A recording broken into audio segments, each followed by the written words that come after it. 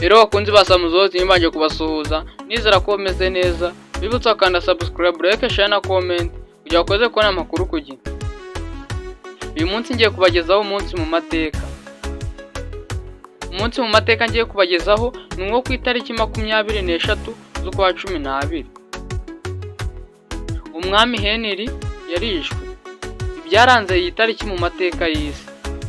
Ibintu biba byarabaye kuri iyi tariki mu myaka yashize ni byinshi cyane, ariko uyu munsi naguhitiyemo bimwe mu by'ingenzi bidateze kwibagirana mu mateka y'isi.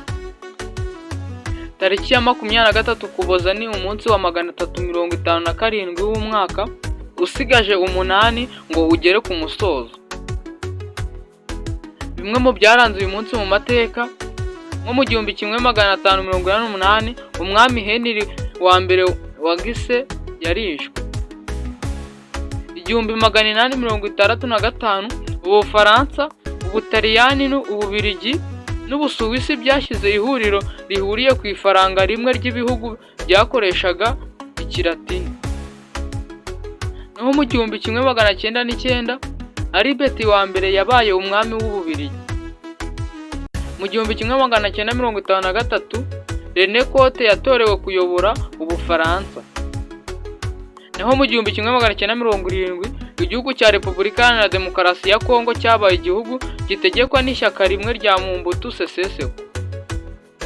Itariki ya 20 kugeza ku ya 23 Ukuboza 1985 Kongere ya MRND yakiriye ubwegure bwa Musenyeri wa Kigali Vincent Nsengiyumva mu buyobozi bukuru bw'ishyaka.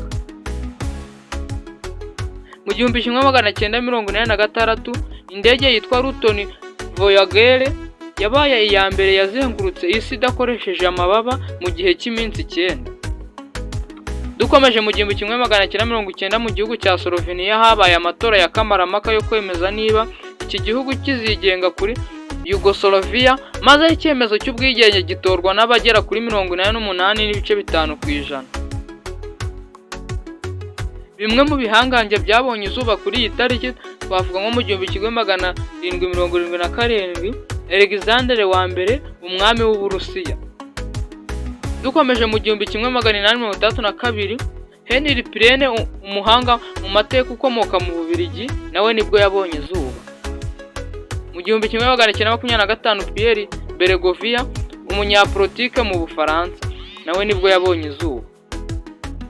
Naho mu 1933 Akihito umwami w'abami w'Ubuyapani nibwo yabonye izuba.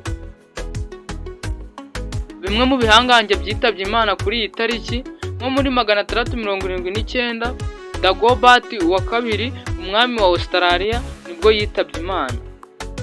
Dukomeje muri 2004 Vivi Narasimha Rao wabaye perezida w'Ubuhinde nawe nibwo yitabye Imana kuri iyi tariki. Rero ibi ngibi akaba ari bimwe mu byaranze iyi tariki mu mateka y'isi, nkaba nagutoranyijemo bimwe byabaye bidateze kwibagirana mu mateka y'isi. Rero nkaba nkwibutsa gukanda subscribe, ugashyiraho like, haba hari n'ikitegerezo ugashyiraho comment kugira ngo mukomeze kubona amakuru ku gihe. Thank you.